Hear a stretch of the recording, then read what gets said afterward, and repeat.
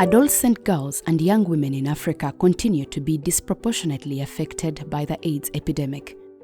About 4,200 adolescent girls and young women in sub-Saharan Africa acquire HIV every week. Estimated 23,300 adolescent girls and young women died from AIDS-related illnesses in 2020, making it the second leading cause of death of adolescent girls and young women after maternal mortality in sub-Saharan Africa. In 2020, 5 UN agencies came together in response with Education Plus initiative, a high-level advocacy drive for the empowerment of adolescent girls and young women in sub-Saharan Africa. Sub-Saharan Africa is the epicenter of the AIDS crisis, and it falls first and hardest on adolescent girls. And the problem is unequal power. It is discrimination against girls. Results of giving a girl her sexual and reproductive health education, if you will, making sure she's not pregnant before and therefore dropping out of school. Information about her body will return at least 10 times, if not all the way up to 100 times more than the investment. So far, 10 countries have committed to the initiative to ensure free and quality secondary education for all girls and boys by 2025 alongside key health rights and services. We have attained gender parity in primary and junior secondary schools. We will continue to extend the sexual and reproductive health rights and services to adolescent girls and young women to enable them to transition from childhood to an empowered, safe, and healthy adulthood. We have integrated a new comprehensive sexuality education policy into new syllabuses and endorsed the national policy on radical inclusion. Durant les 3 prochaines années, nous allons nous atteler à intensifier la sensibilisation à l'éducation sexuelle par la formation et l'élaboration d'outils pédagogiques dédiés. Nous allons accompagner les jeunes filles enceintes et jeunes mères dans le cas de grossesse précoce. Nous allons mettre à disposition des sanitaires de qualité et favoriser l'accès facile aux serviettes hygiéniques au sein des établissements scolaires. It's important to note that adolescent girls and young women in Malawi experience multiple marginalization and face unequal gender power dynamics and are at greater risk of acquiring HIV like they already explained to me. For me, the bottom line is still education.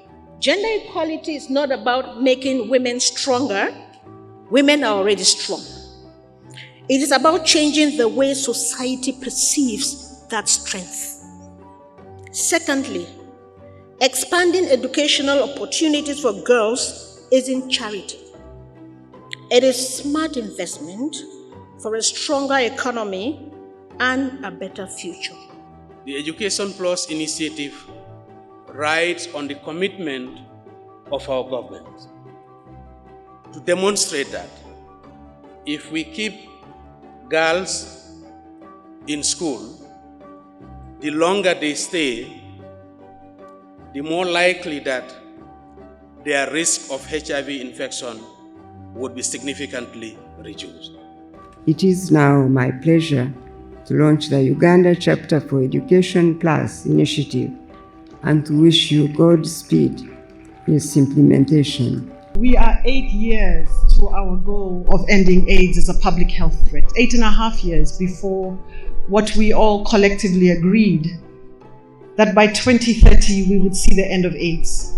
By 2030 we would see the end of gender inequality. By 2030 we would see that universal primary and secondary education, that universal healthcare would all be achieved.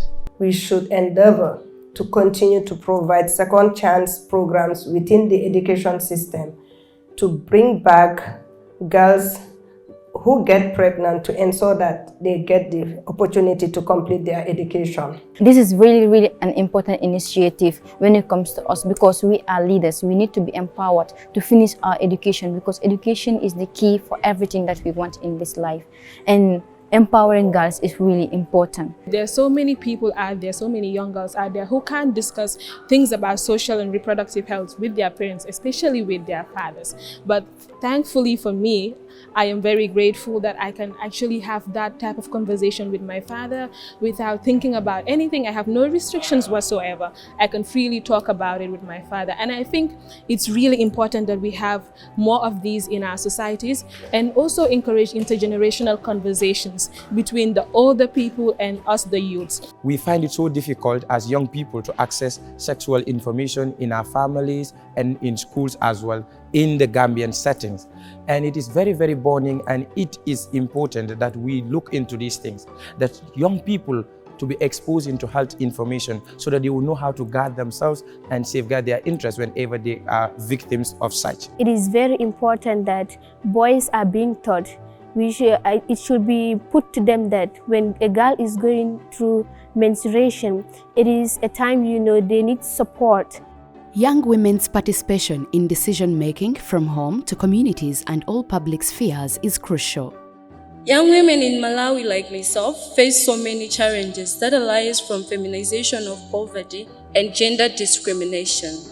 Cultural practices, beliefs, social norms, and gender stereotypes trigger such discrimination amongst us in our societies. That it has to start at the family level, so that we ensure secondary education for the girl child and all children in the whole country and Uganda at large. Starting from the primary level of the education up to the tertiary institution, let people know what is HIV, the mode of transmission, and how to prevent themselves from getting HIV infection. Supporting vulnerable adolescents, girls, and young women is a collective effort, and I am pleased to inform that in 10 days, the Education Plus initiative will also be launched by the Organization of African First Ladies for Development, OFLAD, at the margin of the AU Mid-Year Summit to be held in Zambia. Together with governments, communities, young people's movements, and community leaders, we can end HIV as a public health threat by 2030.